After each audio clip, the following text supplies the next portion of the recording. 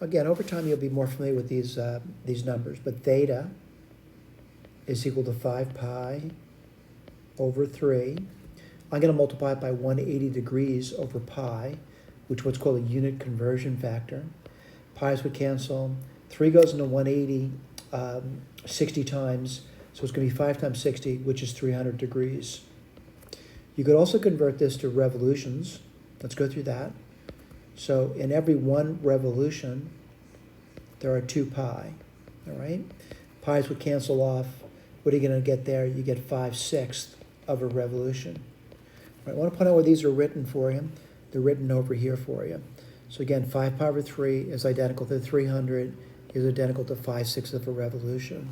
What's their question now? The question is, find the values of the 6 trigonometric functions of theta. So I'm going to get my eraser out, erasers, because they didn't really ask for that. But what they asked for is the six values of the trigonometric function for that given angle. So what I'm going to do is just visualize it again. And, to put this down, a lot of people like to think in degrees. And I want to point out if you did that, you'd go around, eventually get to 270. But you have to go more. You got to go to 300. How much more would that be?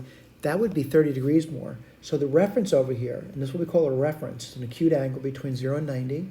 And that reference angle here would be 60 degrees.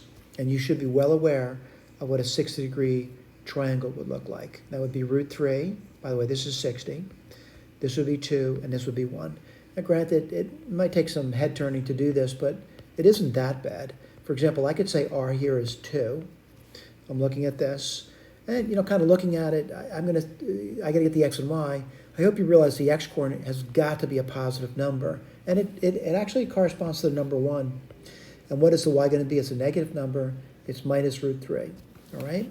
So I'm going to say it's pretty easy to determine the X and the Y. I'll write this down for you. So the X is, again, this is the X-axis, or the abscissa. This is the Y-axis, or the ordinate. All right? So I know what X is. I know what Y is. I know what R is. All right? So, again, the X, let me outline this for you. The X we said is 1. I'm in agreement. The Y is minus root 3. I'm in agreement. And the R is 2. And again, we're using a reference triangle. So let's write these numbers down, all right? What number do they want? They want the sine of 300 degrees. They want the cosine of 300 degrees. You know what, they're using radian. We should really be polite and continue to talk in radian. Let me erase this. It's 5 pi over 3.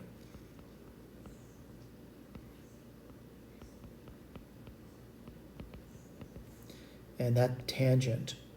And they want all 6, by the way. But just do these, then I'll talk about how to get the other 3. So the sine is going to be the y coordinate, which is minus root 3 over the r. So minus root 3 over 2. The cosine is going to be the x coordinate over the r, so it's going to be 1/2.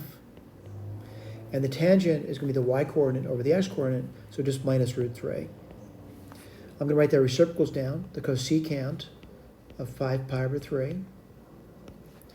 The secant of 5 pi over 3, and the cotangent of 5 pi over 3. Relatively simple. What's it going to be? Minus 2 over root 3, 2, and this would be minus 1 over root 3. All right? So let's get the, our grade key out, take a look at how we did.